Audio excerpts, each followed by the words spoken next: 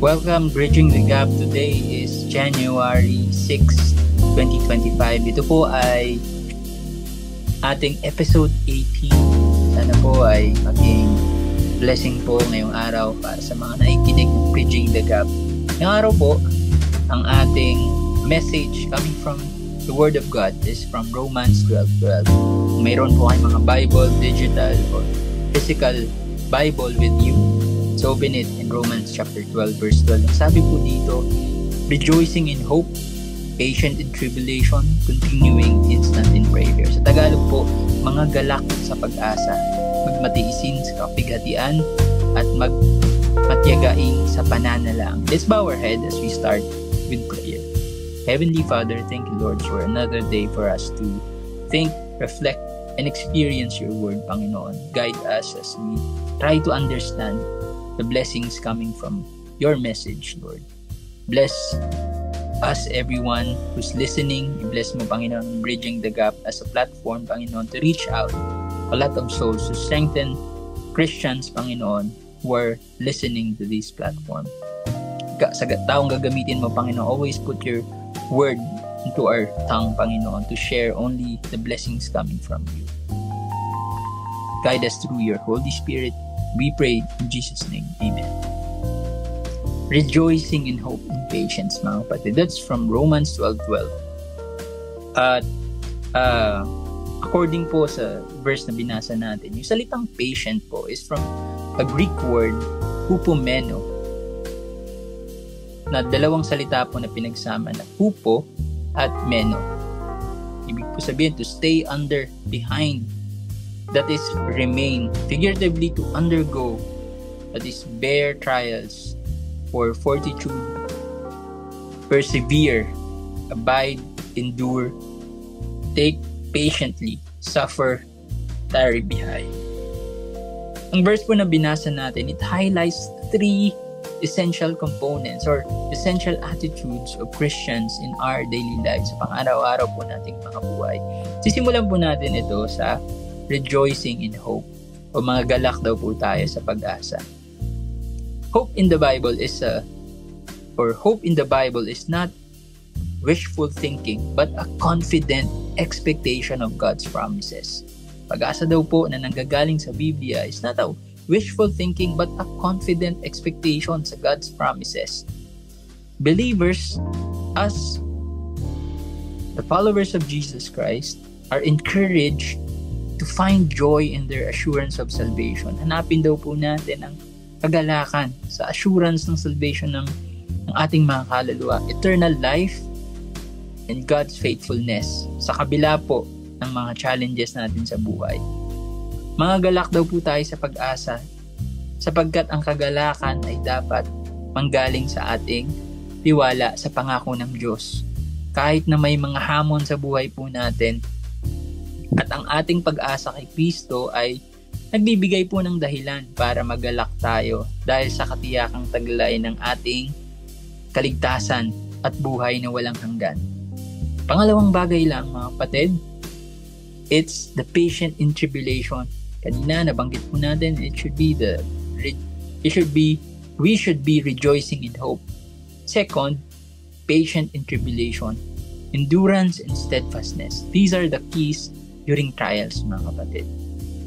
Ang verse po na binasa natin from Romans 12:12 reminds Christians, tayo mga mananampalataya po, to trust in God's plan. Ang plano po ng Diyos sa buhay natin. At mag-rely po tayo sa kalakasan niya during our difficulties. Knowing that tribulation produces perseverance. Sabi po yan sa Romans chapter 5 verse 3-4. Sabi po dito, and not only so, but we glory in tribulations also, knowing that tribulation worketh patience, and patience experience, and experience hope. Mga kapatid, glory in tribulations, na nalalaman natin na ang tribulation is working with patience. At ang patience po, providing us experience, and experiencing the blessing from the Lord gives us hope. Magtiis daw po tayo sa kapighatian. Dahil ang pagtitiis ay mahalaga sa panahon ng pagsubok o kahirapan. Ipinapaalala po nito na dapat po tayong maging matatag at magtiwala sa Diyos. Dahil siya ang nagbibigay o magbibigay ng lakas upang malampasan natin ang kahit anumang kapighatian na mayroon po tayo. Kung kasalukuyan po tayong dumadanas ng kalungkutan at sa mga dadating po ang mga pagkakataon na makakaranas po tayo ng any disappointments o anumang kalungkutan, bibigyan po tayo ng Panginoon ng kalakasan para harapin yun. And finally, apart from rejoicing in hope, patient in tribulation, mga kapatid, continuing instant in prayer. Praying is an ongoing connection with God. Kailangan daw po meron tayong personal relationship sa Panginoong Diyos at sa pamamagitan nito, kailangan din pong magkaroon tayo ng ongoing connection. Present activity po ito sa ating Panginoon, kagaya ng mga magulang sa kanilang mga anak bilang pagpapakita ng pagmamahal. Kailangan nararamdaman po tayo ng mga mahal natin sa buhay sa pamamagitan ng pakikipag-usap. Ganon din sa pag-express natin ng pagmamahal sa Panginoon. Kailangan meron po tayong pakikipag-usap sa Panginoon. And it's instant. And it's ongoing, mga kapatid. To continue instant means to remain devoted and persistent. Devoted and persistent, mga kapatid. Seeking God's guidance, comfort, and strength in every situation. Again, seeking God's guidance, comfort, and strength in every situation. Sa kahit ano pong pagkakataon ng buhay natin, sa kahit ano pong ginagawa natin. Kung masaya po tayo, o malungkot man tayo, kailangan po active na pangyayari po itong connection natin o pakikipag-usap sa Panginoon. Maging matiyaga po tayo sa pananalangin dahil ang panalangin ang nagbibigay lakas po sa ating pananampalataya at connection sa Diyos. Ulitin ko po, ang pananalangin ang nagbibigay lakas sa ating pananampalataya at connection sa Diyos. Kung mawawala po ang pananalangin, mawawala po ang lakas ng ating pananampalataya at connection sa Diyos. Kaya sikapin po natin meron tayong connection sa Diyos. Dahil kung wala, paano natin haharapin ang iba't ibang sitwasyon sa buhay natin? Ang gusto lang natin, maging masaya lagi ang pamilya natin o mga sarili natin. Pero, hindi po ganun yun. Umaharap po tayo pagsubok para maranasan natin ang biyaya ng Panginoon. Binibigyan tayo ng sakit para maranasan natin ang kagalingan. Binibigyan po tayo ng kalungkutan para maranasan natin ang kagalakan. Ang pagiging matyaga ay nangangahulugang huwag mawala ng loob sa pakikipag-usap sa Diyos. Ulitin ko po, ang pagiging matyaga ay nangangahulugang huwag mawawala ng loob sa pakikipag-usap sa Diyos kahit na hindi po agad nasasagot ang ating mga dalangin. In conclusion, mga kapatid, in our daily lives, this verse, ang Romans 12:12 na binasa po natin kanina, encourages believers, tayo po, to maintain a positive outlook or hope. Karoon po tayo ng pag-asa. Remain steadfast under pressure. Yun po ay patience. And stay spiritually connected through prayer sa panghuli po. Ulit po, to maintain a positive outlook, hope, remain steadfast under pressure, that's patience, and stay spiritually connected through prayer. In tough times, mga kapatid, sa panahon ng mga pagsubok, it reminds us that trials are temporary o pansamantala lang, and calls for trust in God's promise or promises and the power of prayer. And in spiritual growth, kailangan po natin, hindi mo maaaring steady lang po tayo. Kailangan meron po tayong leveling up progress sa ating spiritual na mga buhay, developing a consistent prayer life and focusing on God's promises transforms how believers face life's challenges. Ngayon, kung tatanungin niyo po ako, Paano ko po gagawin? Other than, I'd be consistent in prayer and I should be focusing on God's promise. We have to experience it by listening to God.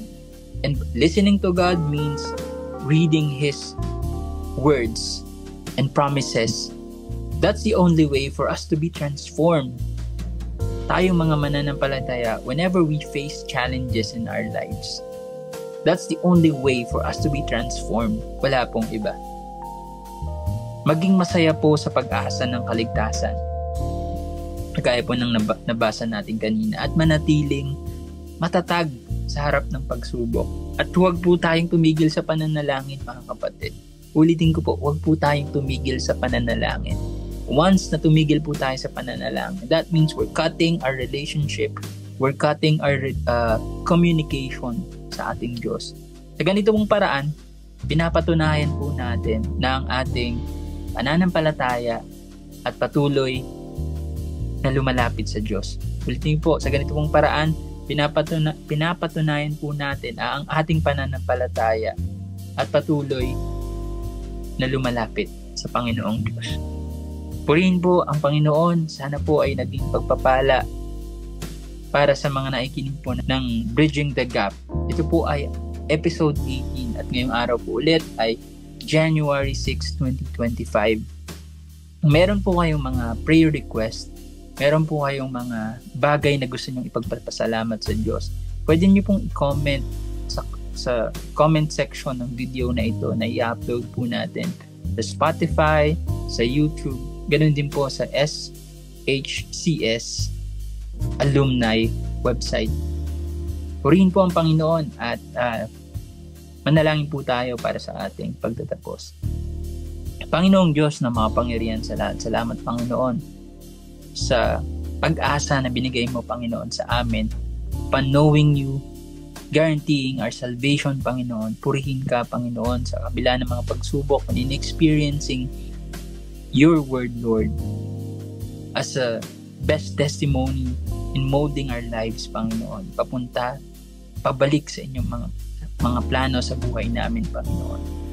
Purihin ka Panginoon sa buhay ng bawat isa sa amin na naikinig Panginoon, na ito ay magamit namin sa panahon ng mga pagsubok, na magkaroon kami ng katatagan Panginoon, kagalakan Panginoon na nanggagaling lamang sa iyo. Paikinig ang inyong mga salita at patuloy naming panalangin Panginoon. Purihin ka. Nais po naming ibalik ang lahat ng papuri at pasasalamat sa pangalan lamang ng Panginoon Jesus. Amen.